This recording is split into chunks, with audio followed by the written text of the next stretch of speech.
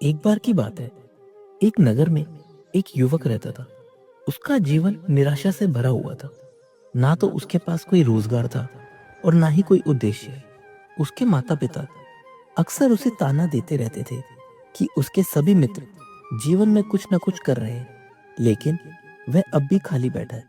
जब भी वह अपने दोस्तों के बीच जाता तो वे उसका मजाक उड़ाते। यदि वह किसी रिश्तेदार या परिचित से मिलता तो लोग उससे पूछते कि वह क्या कर रहा है। उसे यह बताते हुए शर्म आती कि वह कुछ भी नहीं कर पा रहा है। धीरे धीरे उसने रिश्तेदारों और दोस्तों से मिलना जुलना बंद कर दिया। वह घर में ही अकेला रहने लगा और भगवान और अपनी किस्मत को कोसता रहता। युवक के मन में निराशा इतनी बढ़ गई थी कि उसे अपना जीवन बोझ लगने लगा। कभी कभी तो वह सोचता कि जीवन समाप्त कर लेना बेहतर है। एक दिन वह नगर की एक गली से गुजर रहा था, जहां उसने एक संत को उपदेश देते हुए देखा। संत कह रहे थे, दुख एक शिक्षक की तरह है। यह हमें जीवन की सच्चाई दिखाता है और जीने का सही तरीका सिखाता है। आप चाहे तो इसे सीखकर अपनी जिंदगी को बेहतर बना सकते हैं और चाहे तो इसे सहकर जीवन भर रो सकते हैं। युवक ने उनके प्रवचन ध्यान से सुने। हालांकि वह इन बातों से सहमत नहीं हुआ। उसने खड़े होकर कहा, दुख दूर नहीं होता, यह केवल दर्द देता है। दुख की पीड़ा इतनी गहरी है कि इसके सामने मौत भी छोटी लगती है। संत मुस्कुराए और बोले, वत्स, तुम्हारा दुख क्या है? युवक ने अपनी सारी परेशानियां उन्हें बताई। संत ने उत्तर दिया, तुम्हारे दुख वास्तविक नहीं है।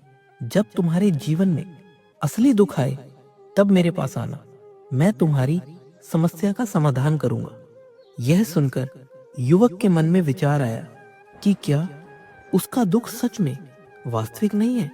उसने निर्णय लिया कि अब वह कुछ करेगा। युवक ने एक छोटा सा व्यवसाय शुरू किया।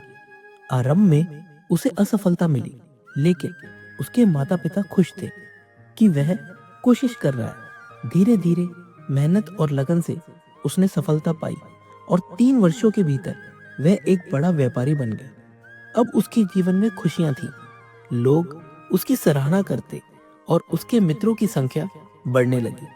कुछ मित्रों ने युवक से कहा, तुम्हें अपनी सफलता को और बढ़ाना चाहिए। सोचो, अगर तुम राज्य के सबसे बड़े व्यापारी बन जाओगे तो तुम्हारी कितनी ख्याति होगी। राजा भी तुम्हारे मित्र बनना चाहेंगे। इन बातों ने युवक के मन में लालच जगा दिया। उसने जल्दी अमीर बनने के लिए गलत तरीके अपनाने शुरू कर दिए। उसने अपने माल में मिलावट की, व्यापारियों के खिलाफ साजिश रची और दोस्तों से कर्ज लेना शुरू कर दिया। हालांकि युवक पैसे तो कमा रहा था, लेकिन उसकी शांति खो चुकी थी। वह रातों को सो नहीं पाता। धीरे धीरे उसके गलत तरीकों के कारण व्यापार में घाटा होने लगा। उसके सभी दोस्त और रिश्तेदार उससे दूर हो गए। जब उसने अपने पिता से मदद मांगी तो उन्होंने कहा, मेरे पास थोड़ी सी संपत्ति है, अगर वह भी तुम्हें दे दूंगा तो तुम्हारी माँ और मैं कैसे जिएंगे। इससे युवक को गहरा दुख हुआ।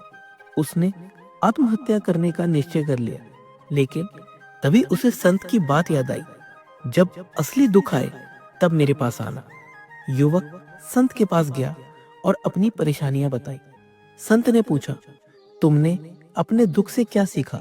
युवक ने उत्तर दिया, मैंने सीखा कि जो लोग हमारे अच्छे समय में साथ होते हैं वे बुरे वक्त में हमें छोड़ देते हैं।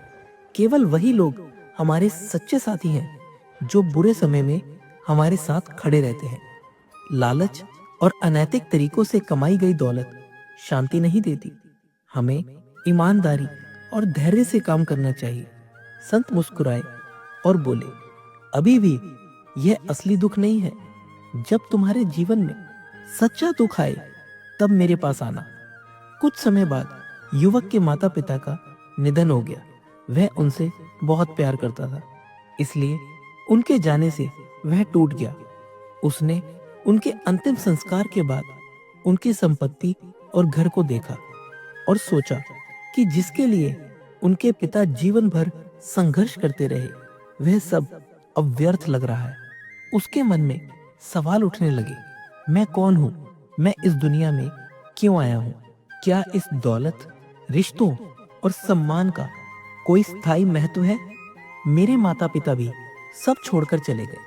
फिर मेरे जीवन का उद्देश्य क्या है? इस बार वह असली दुख में डूबा हुआ था। उसके पास कोई उत्तर नहीं था। युवक संत के पास गया और उनसे कहा, गुरुदेव, मैं असली दुख को समझ चुका हूँ। कृपया मुझे इसका समाधान बताइए।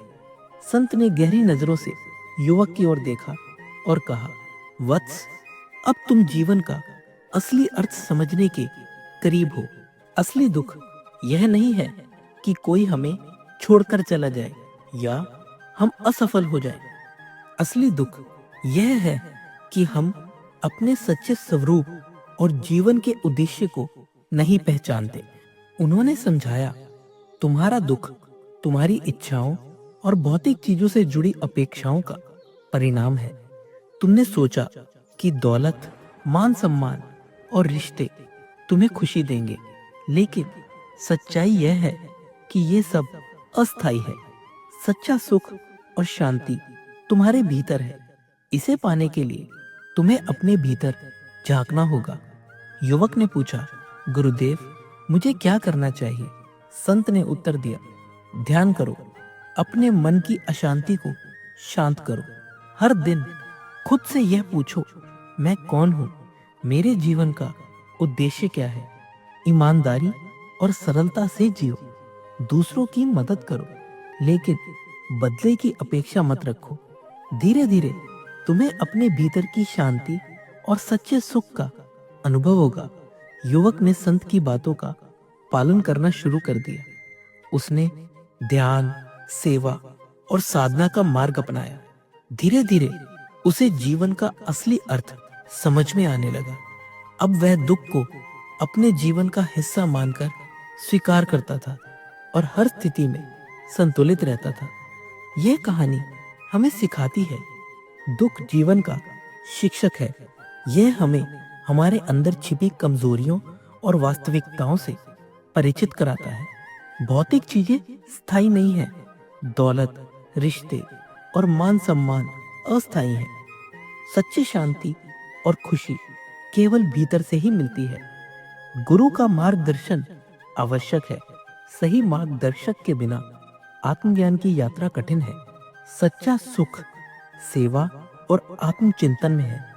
दूसरों की मदद करने और अपने भीतर झांकने से हमें असली संतोष और सुख मिलता है।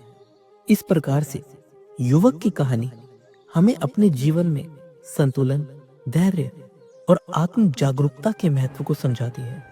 तो दोस्तों, इस वीडियो के लिए इतना ही। मिलते हैं अगले वीडियो में। अपना ख्याल रखिएगा। जय श्री कृष्ण।